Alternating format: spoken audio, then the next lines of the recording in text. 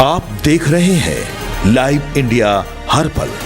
नमस्कार, live India में आपका स्वागत है। मैं सम्राट। IYC के राष्ट्रीय अध्यक्ष उदय भानु चिप पर कांग्रेस नेता अशोक गहलोत ने कहा है कि जिस प्रकार से देश में तानाशाही चल रही है, हमने अपने जीवन काल में 50 साल के राजनीतिक करियर में ऐसा माहौल नहीं देखा जो आज बीजेपी और मोदी सरकार ने बना रखा है। उन्होंने कहा कि लोकतंत्र के लिए खतरा पैदा हो गया है। सबसे बड़ी चुनौती है कि हम लोकतंत्र को कैसे बचाएं। उसके लिए युवा लगे हैं। आम जनता को आगे आना पड़ेगा।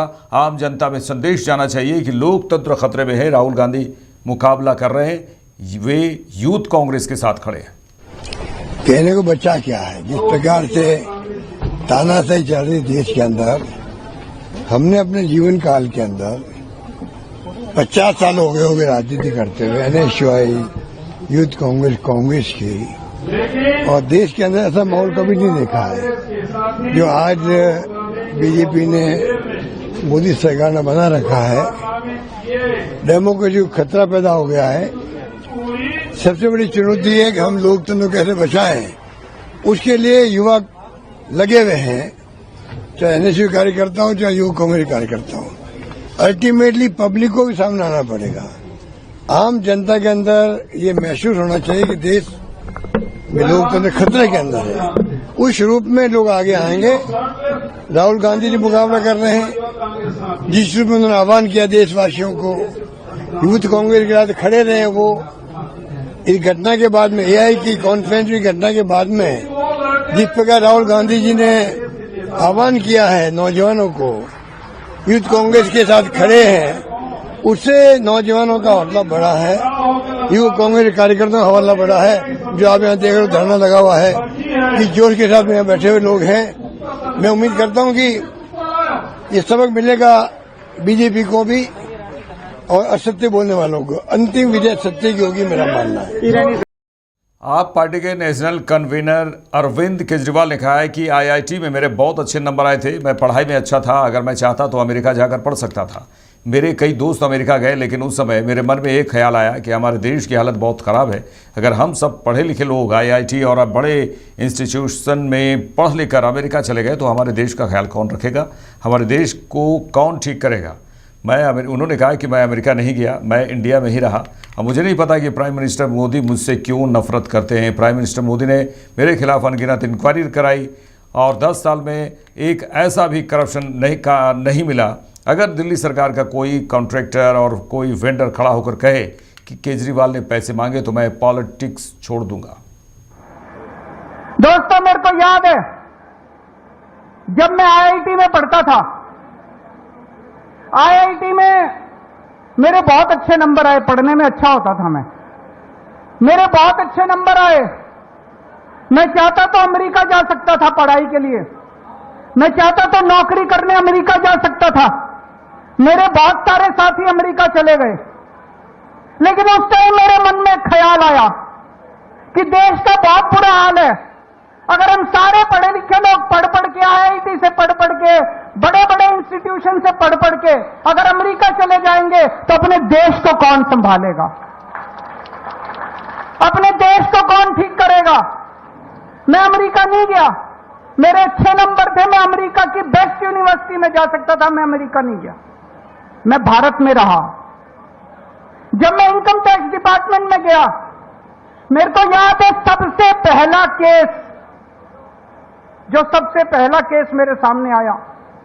असिस्टेंट कमिश्नर इनकम टैक्स था, एक चार्टर्ड अकाउंटेंट आया, उसने अपना केस करवाया और उसके बाद मेरे से कहता है, सर सेवा बताइए।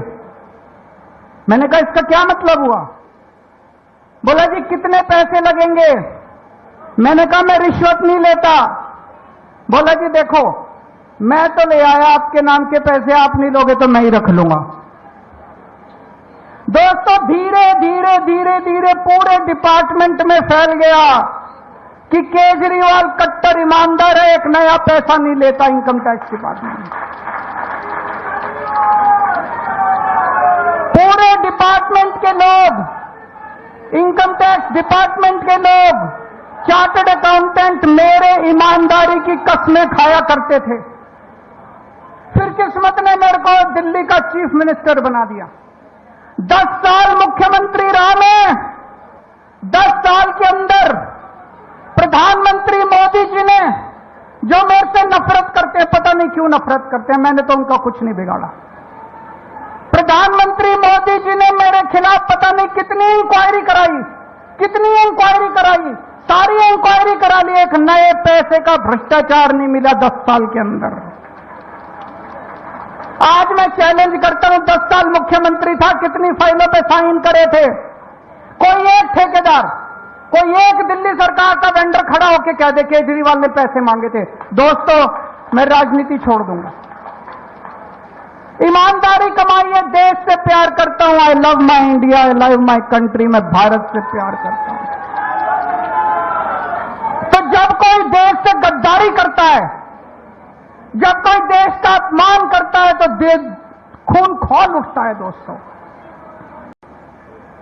दोस्तों मेरे को याद है जब मैं आईआईटी में पढ़ता था, आईआईटी में मेरे बहुत अच्छे नंबर आए, पढ़ने में अच्छा होता था मैं, मेरे बहुत अच्छे नंबर आए।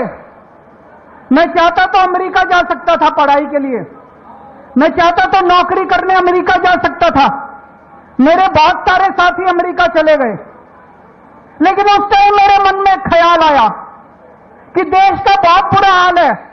अगर हम सारे पढ़े लिखे लोग पढ़ के, आईआईटी से पढ़ के, बड़े बड़े इंस्टीट्यूशन से पढ़ के अगर अमेरिका चले जाएंगे तो अपने देश को कौन संभालेगा?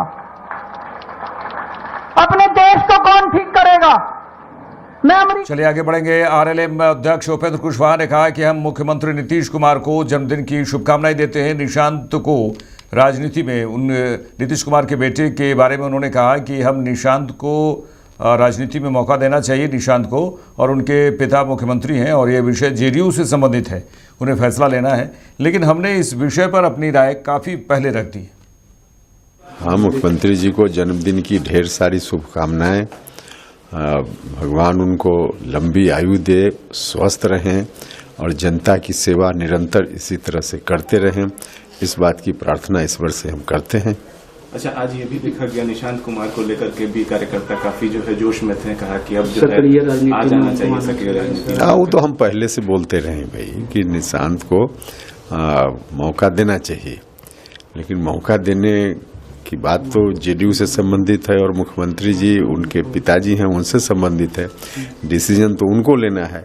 लेकिन हमने इस विषय पर अपनी राय तो काफी पहले व्यक्त कर दी है। इजराइल और ईरान में जिस तरीके युद्ध जो हो रहा है पूरी दुनिया के लिए चिंता का विषय है, हम सभी के लिए, भारतवासियों के लिए भी चिंता का विषय है और संबंधित पक्षों को देखना चाहिए। आजकल किसी भी विवाद या समस्या का निदान युद्ध से नहीं संभव है, तो इसलिए देखना चाहिए। सर, ईरान के सुप्रीम लीडर अली खमेनी, देखिए, घटना जब इस तरह की स्थिति है, युद्ध चल रहा है, तो स्वाभाविक रूप से इसलिए हमने कहा कि चिंता का विषय तो है ही। अच्छा सर, बहुत सारे भारतीय फंसे हुए हैं, इजराइल हो चाहे और सब जगह हो, उसके लिए भारत सरकार ने उसके लिए डायरेक्टिव जारी किया है और सभी लोगों से कहा है कि अपने ढंग से रहें और फिर जिनको जिस रूप में वापस आना हो तो वापस भी आए। ठीक है।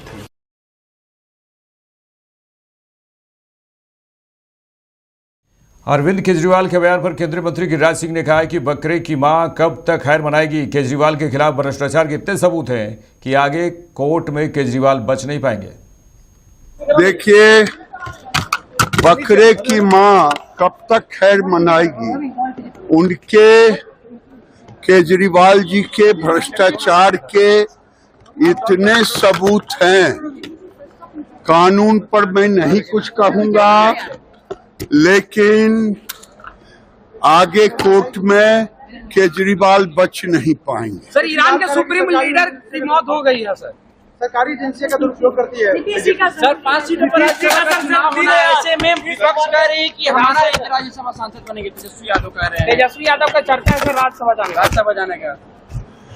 अरे भाई, तेजस्वी यादव कहीं भी जा सकते हैं। उनकी पार्टी या तो वो मुख्यमंत्री बनना चाहते हैं और नहीं तो फिर जो मन होगा सो बनना चाहेंगे। उनके यहाँ कोई पार्टी है थोड़े ही, आ रहे हैं पीछू से। वो प्राइवेट लिमिटेड कंपनी है। लालू जी जिसको चाहेंगे, परिवार जिसको चाहेगा अब तेजस्वी जिसको चाहेंगे वो होगा।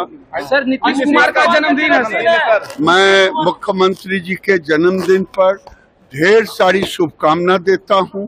वो बिहार के विकास के लिए जो 20 सालों में काम किया है वो अद्वितीय है। इतिहास में स्वर्णिम अक्षरों से नीतीश कुमार का नाम लिखा जाएगा। देखिए, इजराइल ईरान विवाद में ईरान के supreme commander ayatollah Ali Khamenei की मौत पर जम्मू और कश्मीर अंजुमन शरिया सियान के प्रेसिडेंट आगा सैयद हसन मोसामी अल सफ़ी ने कहा कि इस्लामिक दुनिया ने एक ऐसा अनोखा राजनीतिक और धार्मिक नेता खो दिया है। मेरे पास दुख बयां करने के लिए शब्द नहीं है। इन्ना लिल्लाह व इन्ना इलैहि राजिऊन। आलम इस्लाम ने ऐसा मुनफरिद सियासी मजहबी रहनुमा खो दिया। मेरे पास अल्फाज नहीं है जिनमें मैं अपना और आवाम का दुख जो है वो इजहार कर सकूं।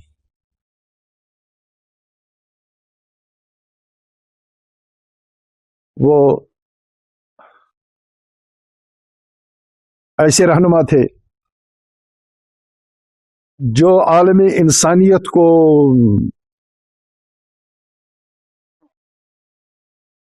आलमी इस्लाम को एक देखना चाहता था, मगर जो इंसानियत के दुश्मन है, जिन्होंने पूरे इंसानियत को यरगमाल बनाया है, उन्हीं के हाथ से जामी शहादत नोश किया। बस मेरा पैगाम यही है, हम सबको उस रास्ते पर चलना होगा जो रास्ता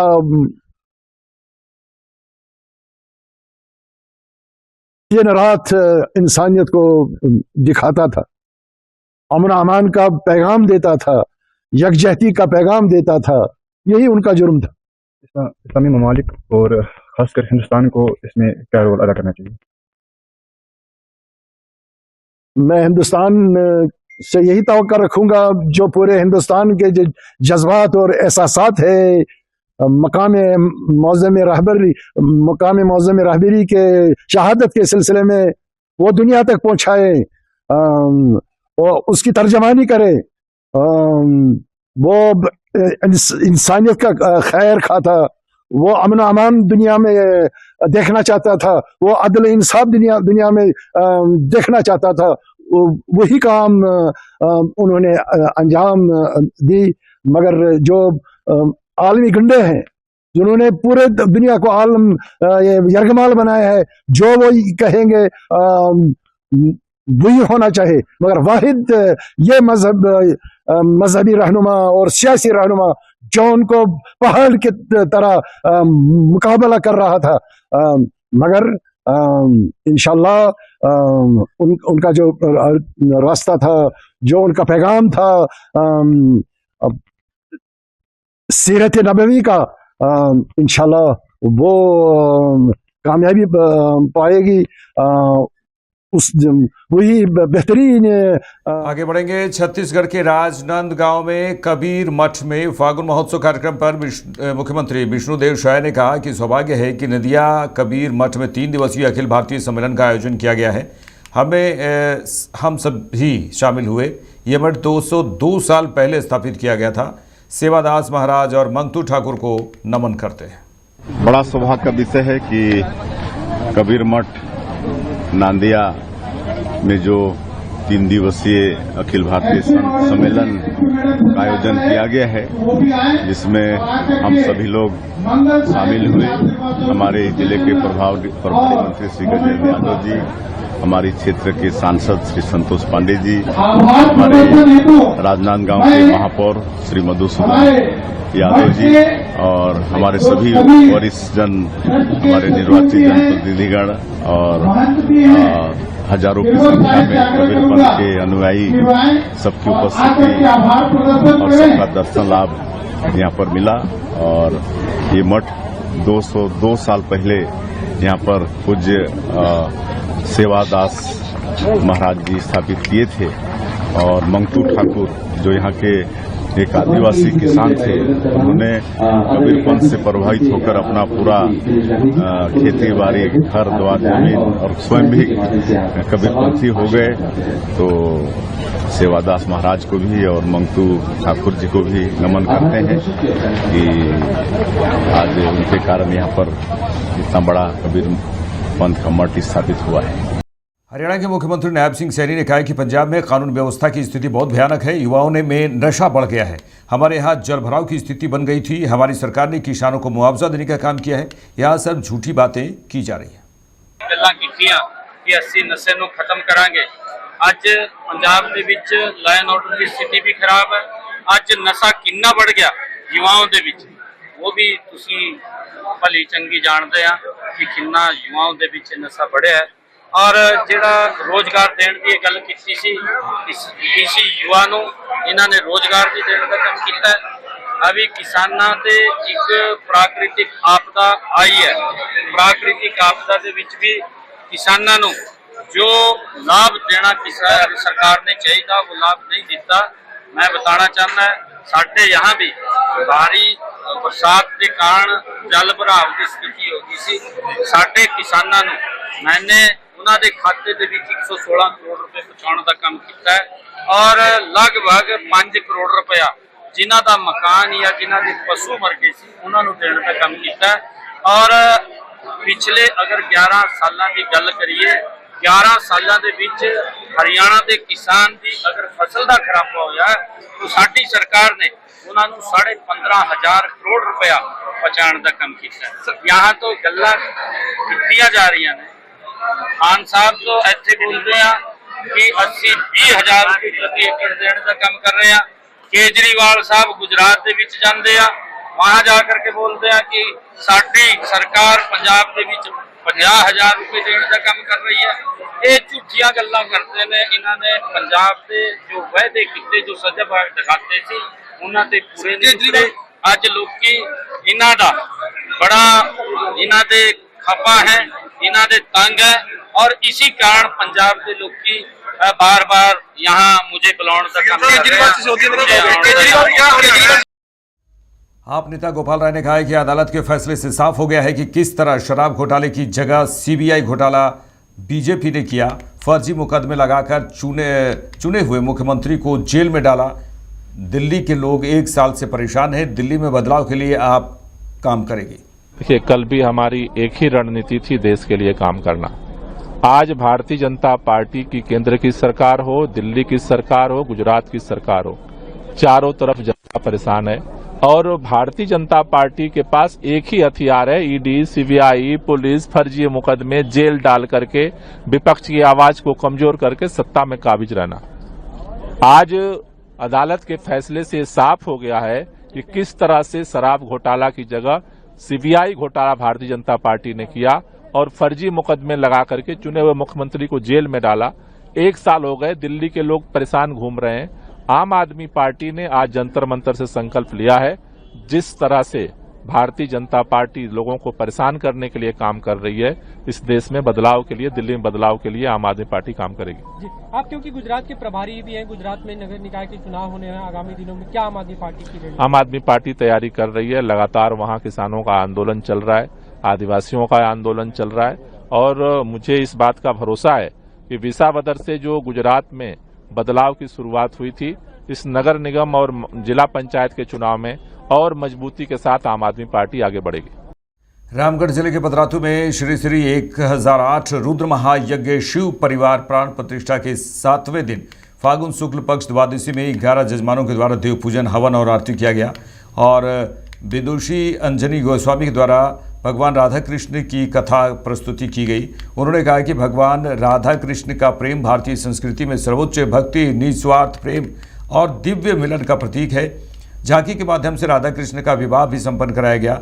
11 जजमानों के द्वारा गाजे बाजे के साथ जग मंडप का फेरा भी लगाया गया। अंतिम दिन में फेरा लगाने के लिए भारी संख्या में लोग शामिल हुए। साथ ही मंदिर प्रांगण में सुंदरकांड का भी पाठ किया गया। उसके बाद कलश यात्रा द्वारा हवन आहुति और जजमानों द्वारा यज्ञ समापन किया गया।